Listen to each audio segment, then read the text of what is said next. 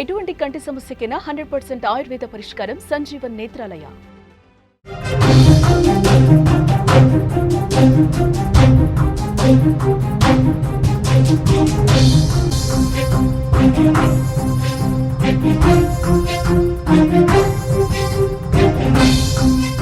Breaking news చూస్తున్నాం. ధర్మస్థల జరగనున్న 8వ రోజు తవ్వకాలు నేడు 12, 13 స్పాట్స్ లో తవ్వకాలు జరగబోతున్నాయి.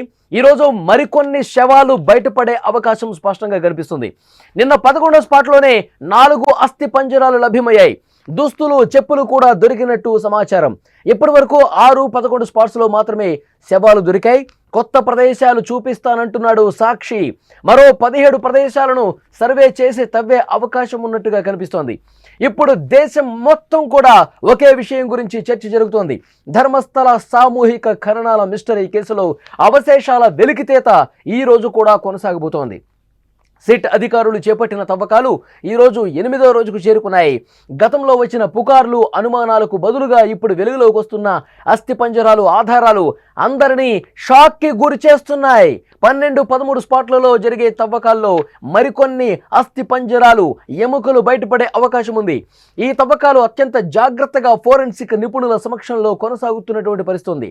నేడు మరిన్ని ఆధారాలు, శవాలు ముఖ్యంగా బయటపడబోతున్నాయని తెలుస్తోంది. 11 స్పాట్లో జరిపిన తవ్వకాల్లో 4 అస్థిపంజరాలు బయటపడ్డాయి. వాటితో పాటు దుస్తులు, చెప్పులు, ఇతర వస్తువులు కూడా దొరకటం కలకలం రేపుతోంది. ఈ ఆధారాలను ఫోరెన్సిక్ పరీక్షల కోసం పంపించారు. ఈ అస్థిపంజరాలు ఎవరివి, వీళ్ళది సహజ మరణమా లేదా హత్య అనే ప్రశ్నలకు సమాధానాలు దొరకాల్సినటువంటి పరిస్థితి ఉంది.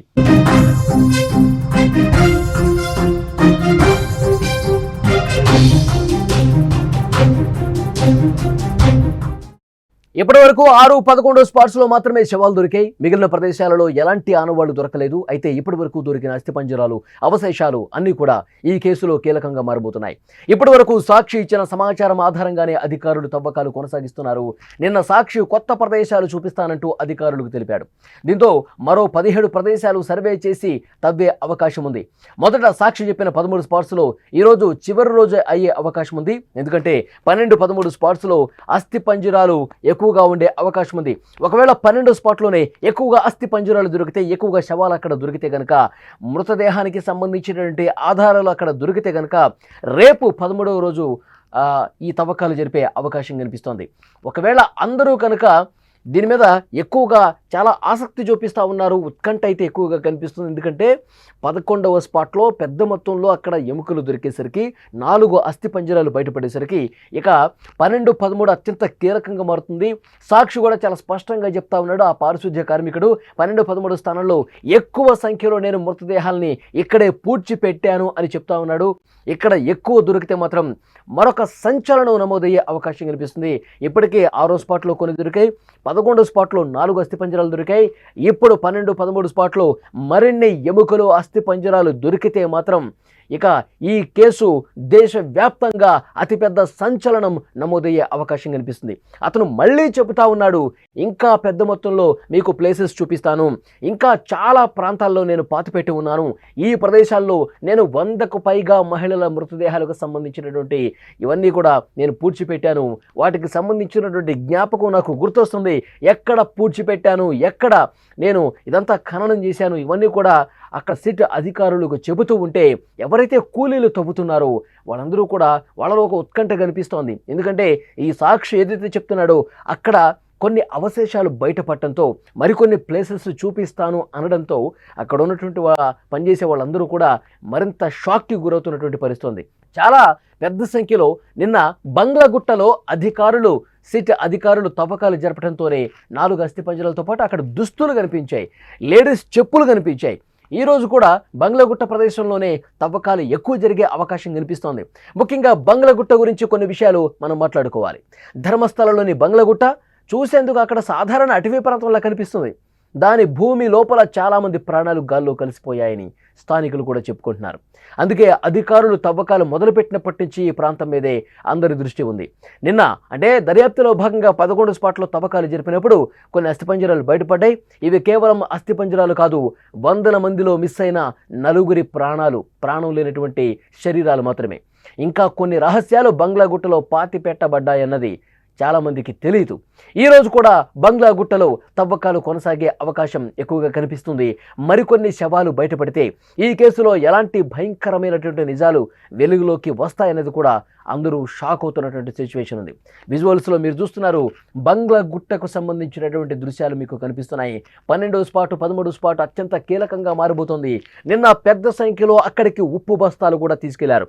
ఎప్పుడైతే 4 అస్థి పంజరాలు కనిపించాయో, 4 అస్థి పంజరాలకు సంబంధించిన అవశేషాలు దొరికాయో, అక్కడ పెద్ద మొత్తంలో ఉప్పు బస్తాలను తరలిస్తున్న పరిస్థితి ఉంది. ఎందుకంటే ఆ ఎముకలు దొరికినటువంటి అవశేషాలు భద్రపరచడానికి అక్కడ పూర్తిగా అవి కుళ్ళిపోకుండా, మరింత స్మెల్ రాకుండా, వాటిలో ఉన్నటువంటి DNA గుర్తించడానికి వీలు కల్పించాలంటే త్వరగా చెడిపోకుండా ఉండేందుకు ఈ ఉప్పుని వాడినట్టుగా తెలుస్తోంది. వెంటనే ఆ భద్రపరిచినటువంటి అవశేషాలు 4 అస్థి పంజరాలకు సంబంధించిన అవశేషాలన్నీ కూడా ఫోరెన్సిక్ ల్యాబ్కి పంపించినట్టుగా తెలుస్తుంది. ఈరోజు మరింత కీలకంగా తవ్వకాలు ఉండబోతున్నాయి. 12, 13 స్థానాల్లో ఈరోజు తవ్వకాలు చేస్తారు. 12వ స్పాట్లో ఎక్కువ మొత్తంలో ఎముకలు దొరికితే మాత్రం ఇంకా 13 స్పాట్కి వెళ్ళటానికి కొంత టైం తీసుకునే అవకాశం కనిపిస్తుంది. రేపు 13 స్పాటు తవ్వే అవకాశం ఉంది. అయితే అతను చెబుతా ఉన్నాడు, ఇంకొన్ని ప్రదేశాలు నేను చూపిస్తాను, ఇంకొన్ని ప్రదేశాల్లో మీరు తవ్వితే గనక మీకు షాకింగ్కు గురయ్యేటువంటి వాస్తవాలు ఇంకా ఎక్కువ మొత్తంలో మీకు అవశేషాలు దొరుకుతాయి. ఈ 13 నెంబర్ అయిపోయిన తర్వాత మరికొన్ని ప్లేసులు గుర్తించండి, అక్కడ కూడా తవ్వకాలు జరపండి అని చెప్పి సిట్ అధికారులను అతను అడుగుతున్న పరిస్థితి. సిట్ అధికారులు అతను చెప్పింది ఇప్పుడు నమ్ముతున్నారు. ఎందుకంటే 1 నుంచి 5 స్పాట్స్ తవ్వినప్పుడు ఏమీ కనిపించినప్పుడు అతని మీద అనుమానం వ్యక్తం చేశారు. ఇతనికి ఏమైనా మతి భ్రమించిందా, ఇతను సరిగానే చెప్తున్నాడా, లేకపోతే ఎవరినన్నా కక్ష పెట్టుకుని ఈ విధంగా చేస్తా ఉన్నాడా అని చెప్పి అభిప్రాయపడ్డారు, కొంత అనుమానం వ్యక్తం చేశారు. కానీ 6వ స్పాట్లో కొన్ని ఎముకలు దొరికాయి. 25 ఎముకలు 6వ స్పాట్లో దొరికినటువంటి పరిస్థితి ఉంది. అప్పటి నుంచి కొంత అనుమానం పెంచారు. నిజంగా ఇక్కడ ఏదో జరిగింది, ఇతను చెప్తుంది వాస్తవం అని చెప్పి కొంత నమ్మకం కలిగినటువంటి పరిస్థితి ఉంది. ఆ తర్వాత 7, 8, 9, 10 ఎక్కడ కూడా ఏమీ దొరకలేదు. ఇప్పుడు 11వ స్పాట్లో పెద్ద సంఖ్యలో 4 అస్థి పంజరాలకు సంబంధించిన అవశేషాలు, అంటే 4గురిని పాతిపెట్టినటువంటి విషయానికి సంబంధించి వాళ్ళకి ఆధారాలు లభించినట్టుగా తెలుస్తోంది. మరి అతను కొత్త ప్లేసులు కూడా చూపిస్తాను, అక్కడ కూడా తవ్వండి అంటుంటే ఇంకా ఎన్ని మృతదేహాలు బయటకు వస్తాయి? మొత్తంగా ఈ ధర్మస్థలలో బంగ్లా గుట్ట ఒక శవాల దిబ్బగా, శవాల గొంపగా అక్కడ మారిపోయినటువంటి పరిస్థితి ఉంది. ఇన్ని దారుణాలు ధర్మస్థలలో జరిగాయి. శ్రీ మంజునాథ క్షేత్రంలో, పవిత్ర పుణ్యక్షేత్రంలో ఇన్ని దుర్మార్గాలు జరిగాయా? మహిళల్ని ఈ విధంగా చెరబట్టారా? మహిళ ఒంటరిగా కనిపిస్తే చాలు ఆ మహిళ మాన ప్రాణాలు లేకుండా చేశారా? ఇది దేశం మొత్తం కూడా దీని మీదే చర్చించుకుంటున్న పరిస్థితి. మంజునాథుడి క్షేత్రంలో నిర్వాహకులుగా ఉన్నవాళ్ళు ఒంటరి మహిళల్ని, ఒక అనన్య భట్ కావచ్చు, ఒక సౌజన్య కావచ్చు, ఒక పద్మలత, వేదవల్లి 1979 నుంచే ఇక్కడ అరాచకాలు అనేవి కొనసాగుతున్న పరిస్థితి. 1995 నుంచి 2014 వరకు మాత్రం అసలు లెక్కే లేదన్నట్టుగా తెలుస్తోంది. అంత విశృంఖలత్వంగా మంజునాథుడి క్షేత్రంలో ఇన్ని దారుణాలు చోటు చేసుకున్నాయని ఇప్పుడు బయటకు వస్తున్నటువంటి పరిస్థితి. గతంలో కూడా చాలా మిస్సింగ్ కేసులు నమోదైన, చాలా అత్యాచారాలు, హత్యలు జరిగిన ఎవరూ కూడా ఈ స్థాయిలో సీరియస్గా తీసుకున్న పరిస్థితి లేదు. ఎందుకంటే మంజునాథ క్షేత్రంలో కావాలని తనువు చాలించే వాళ్ళు ఉన్నారు. ఎందుకంటే ఆ మంజునాథుడి క్షేత్రంలో నేత్రావతి నది ఒడ్డున మరణిస్తే గనక డైరెక్ట్గా పుణ్యం దక్కుతుంది, ఆ మంజునాథుడి సేవ చేసుకునే భాగ్యం దొరుకుతుంది, స్వర్గప్రాప్తి దొరుకుతుందని చెప్పి ఇక్కడికి వచ్చి వృద్ధులు కావచ్చు, లేదంటే వయసులో ఉన్నవాళ్ళు కూడా ఆ శ్రీ మంజునాథుడి మీద భక్తితో ఇక్కడ తనువు చాలిస్తారు అని ఒక ఇక్కడ ప్రచారం చేశారు పెద్ద ఎత్తున. వాళ్ళు ఎందుకు ఆ విధంగా ప్రచారం చేశారు అంటే, వాళ్ళు ఎందుకు ఆ విధంగా అందరి మెదళ్ళలో దాన్ని నాటారు అంటే కనుక, ఈ హత్యలన్నీ అత్యాచారాలు చేసి చంపి పడేస్తుంటే వాటి ఖాతాలో ఇవి కూడా పడేయవచ్చు.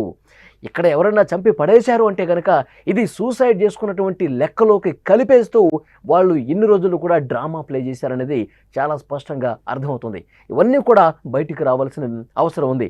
జయంత్ టీ అనే ఒక ఆర్టీఐ కార్యకర్త, ఆర్టీఐ ద్వారా అతను ఇన్ఫర్మేషన్ అడిగినప్పుడు మనకి తెలిసింది ఏంటి, అక్కడ బెల్తంగడి పోలీస్ స్టేషన్లో ఉన్నటువంటి పోలీసులు ఇచ్చినటువంటి ఇన్ఫర్మేషన్ ఏంటో ఇప్పుడు ప్రజలందరూ కూడా దాన్ని క్వశ్చన్ చేస్తున్నటువంటి పరిస్థితి ఉంది.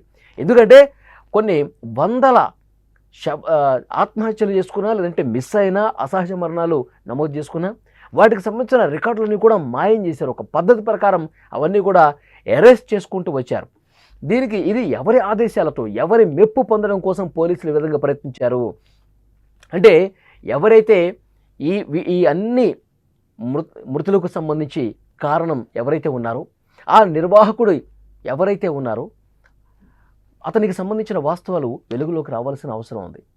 డెఫినెట్గా ఇవన్నీ కూడా మరుగున పడేయటానికి, వాస్తవాలు బయటకు రాకుండా ఉండటానికి పోలీసు అధికారులు కూడా కొంతమంది సహకరించారు అన్న సమాచారం వస్తుంది. సో డెఫినెట్గా జయంత్ టీ అనే వ్యక్తి మరొకసారి చెప్తా ఉన్నాడు సిట్ అధికారులకి, ఒక 12 నుంచి 13 ఏళ్ల బాలికను పూడ్చిపెట్టడం నేను కూడా చూశాను. ఇంకా చాలా దారుణాలు ఉన్నాయి.